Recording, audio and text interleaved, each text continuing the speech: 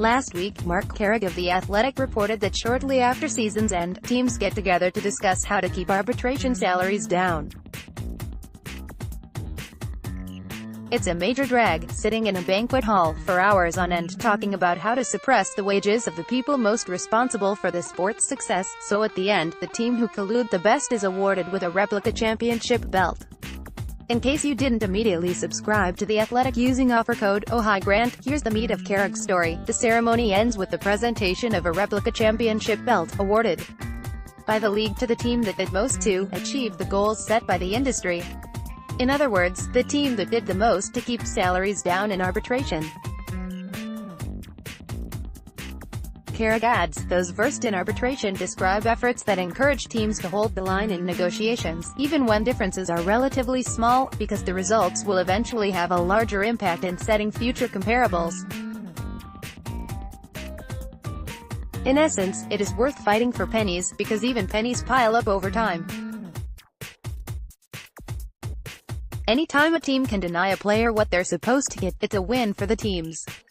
The more players get in arbitration, the more future players will get.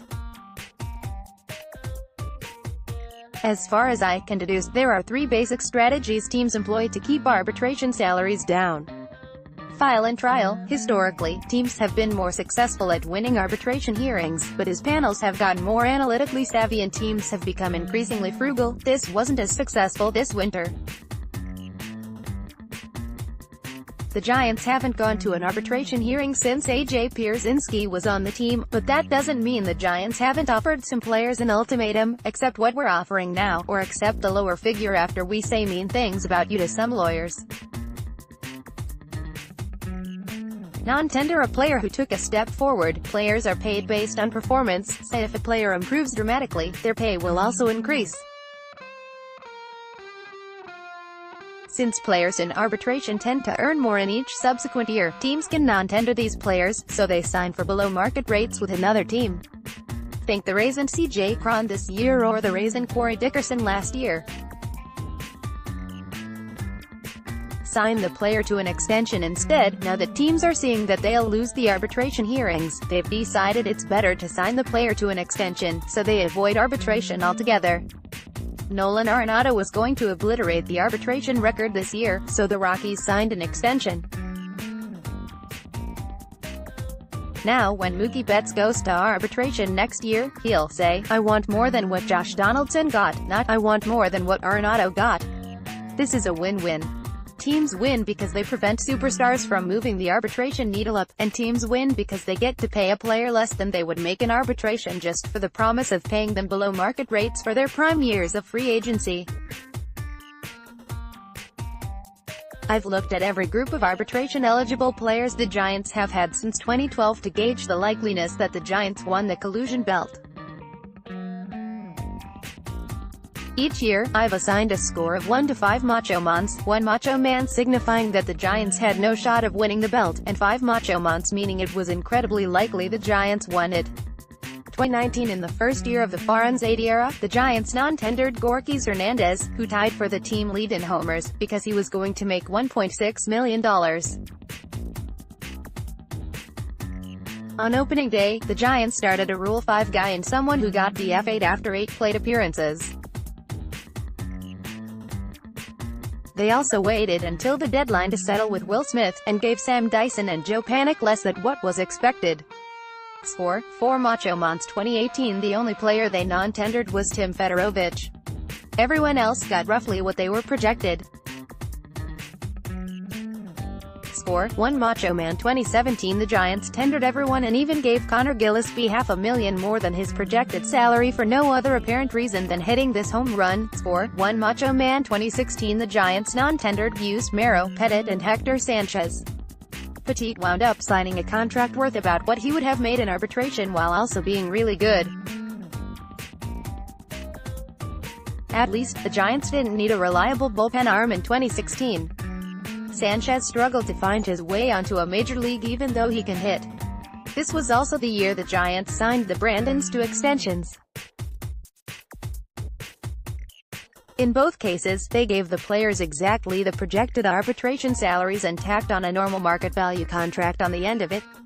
This isn't like the Aaron Nola extension or the Ronald Acuna extension in which they got paid less than they would have made in arbitration, but less than what they would make in free agency. These were just fair deals to lock up good players with a few extra years tacked on the end as a show of good faith. No wonder Bobby Evans got fired. Score, 0.5 Macho Man's 2015. This year, the Giants waited until the deadline to settle with Casey McGee. The Giants originally offered $4 million. They eventually gave him $4.8 million. Casey McGee was DFA'd before the end of May. Score, 0.5 Macho Man's 2014. The lone non-tender going into the 2014 season was Jose Mijares. Mijares was coming off a year in which he struck out nearly 10 batters per 9 innings, but suffered from a .410 BABIP. He posted a career-best FIP in Sierra. He also got suspended for a pet violation and never threw a major league inning again. The Giants get a little credit for saving $2.1 million on a replacement-level reliever. Score, 2 Macho Man's 2013. In March of this year, the Giants signed Buster Posey to a 9-year extension. The contract paid him $57 million through his arbitration years. At the time, it was the third highest amount a player had ever received, and nearly triple what any catcher had received for their arbitration years. It's also more than 3 times what Yasmani Grandal made and what JT Realmuto figures to make. Grandal and Realmuto don't have the pedigree that Posey has, but had Posey been allowed to go to arbitration, he would have shattered records for catchers. Grandal and Realmuto would have been able to say, "We've been about as good as Posey, and we want close to what he got." Instead, teams can tell those players that if they want a Posey, they have to sign away their prime free agent years, ***, which maybe Grandal should have done.